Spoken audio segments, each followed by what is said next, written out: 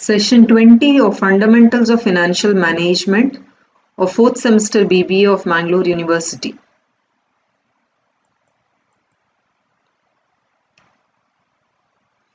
Module 2 Capital Budgeting Decisions.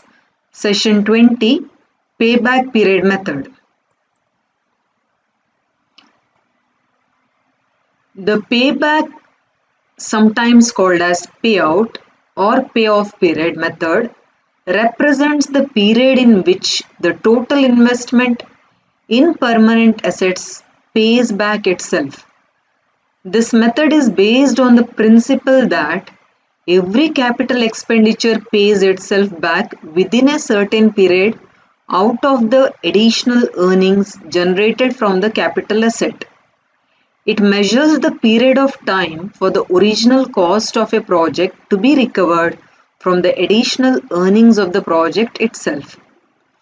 Under this method, various investments are ranked according to the length of their payback period in such a manner that the investment with a shorter payback period is preferred.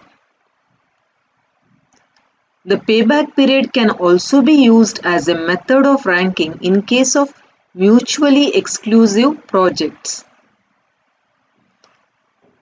The investment with a shorter payback period is preferred to the one which has longer payback period.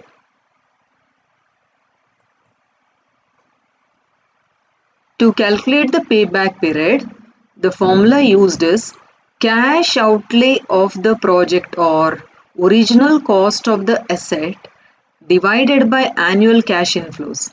Here annual cash inflows means annual net earnings or profits before depreciation and after tax. Payback period is equal to initial investment divided by annual uniform cash flow after tax. For projects generating uniform cash flow after tax, the payback period will be the time period where the cumulative cash flow after tax will become equal to the initial investment. So this payback method is the method of non-discounting or traditional capital budgeting technique. The accept and reject criteria for the payback method is for single proposal, the payback period of the project is compared with the predetermined payback period. If the payback period of the project is less than the predetermined payback period, the project has to be accepted. Otherwise, the project will be rejected. For mutually exclusive projects, the payback period of the projects will be compared and the project with less payback period will be accepted. Now let us see the merits of the payback period. It is simple and easy to understand. It saves cost, it requires less time, labor as compared to other methods of capital budgeting. Due to its short-term approach, this method is particularly suited to a firm which has shortage of cash or whose liquidity position is not particularly good.